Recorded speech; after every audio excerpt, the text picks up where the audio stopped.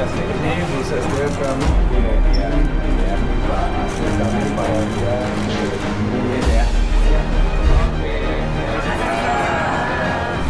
Peningkatan akses perumahan. Apa kabar semuanya nih?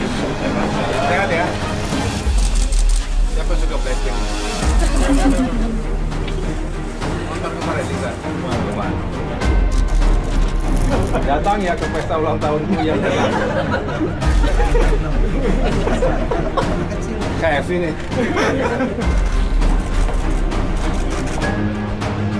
Terima kasih ya semua ya.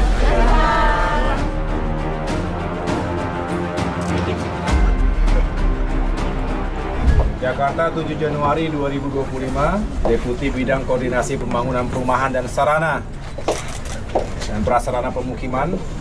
Semoga bisa menjalankan tugas dengan baik dan efektif untuk menghadirkan berbagai kebijakan yang berpihak pada kepentingan rakyat untuk memiliki perumahan dan permukiman yang berkualitas dan berkelanjutan. Bangun tim yang solid dan memiliki dedikasi tinggi. AHY, Menko Infrastruktur dan Pembangunan Kewilayahan.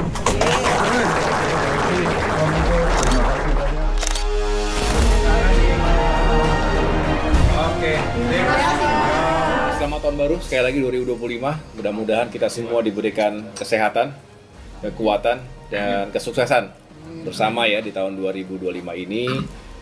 Segala hal yang baik. Terima kasih tentunya kepada semua yang telah bekerja selama ini, selama menjadi bagian Kemenko Marves. Saya tahu banyak hal yang telah dilakukan, progres, pencapaian, prestasi yang perlu kita lanjutkan, harus kita tingkatkan, tetapi juga kita harus membuka diri untuk terus belajar, meningkatkan kapasitas diri. Jadi Bapak Ibu, daripada berjam-jam setiap hari, bukan saya tidak menganjurkan membaca ya, tetapi bacalah memang laporan yang kompleks dan tentunya very technical sometimes gitu ya, pelajari, tapi juga sesekali turun ke lapangan, itu cepat sekali.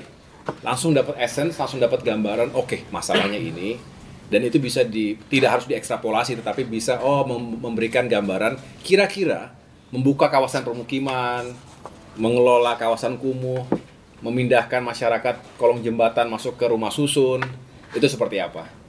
Kemudian kawasan perumahan sendiri, apa yang harus disiapkan infrastruktur dasarnya. Kemudian bisa mengetahui dengan berbicara kepada pengembang, pelaku properti, termasuk ada asosiasi-asosiasi, berapa sih biaya bikin rumah? Satu rumah kira-kira berapa? Tipe ini, tipe itu. Berapa satu luasannya berapa? Terus sirkulasinya bagaimana? Terus konsep green building itu seperti apa? Dan lain sebagainya. Jadi dengan turun ke lapangan bersama dengan jajaran Kementerian Teknis misalnya, ini akan mempercepat kita untuk mengetahui tugas pokok kita, tugas fungsi kita, dan sekaligus juga mengetahui masalah serta solusinya. Hadirnya Kemenko Infrastruktur ini benar-benar berdampak langsung pada pertumbuhan ekonomi. Kalau itu membangun kawasan pasti ada pergerakan ekonomi, industri bergerak juga. Pernah kita hitung saat membangun satu rumah itu akan melibatkan paling tidak 150 komponen konstruksi. Jadi kalau membangun sekian ribu, sekian puluh ribu, sekian ratus ribu, sekian ratus, sekian juta rumah, artinya menggerakkan industri. Itu teori dasarnya.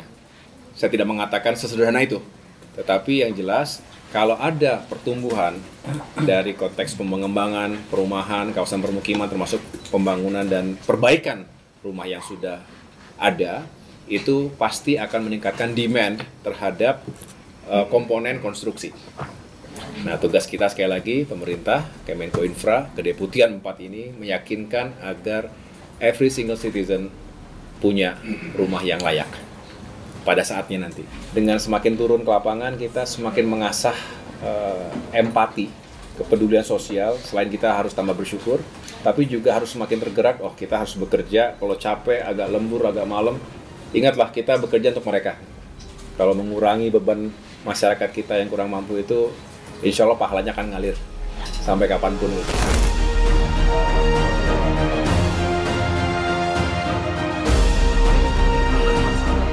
Jadi banyak hal yang harus kita kelola, tetapi saya optimis.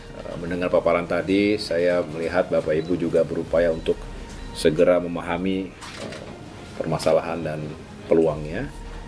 Kalau tadi saya awali dengan mari sama-sama kita belajar, saya rasa ini semangatnya sama kita semua ya. Dan selalu diupdate setiap perkembangan, progress report, dan anytime Pak Deputi dengan jajaran bisa memberikan laporan atau ada yang harus diputuskan, diambil keputusan yang harus saya lakukan langsung, ya saya juga siap begitu ya.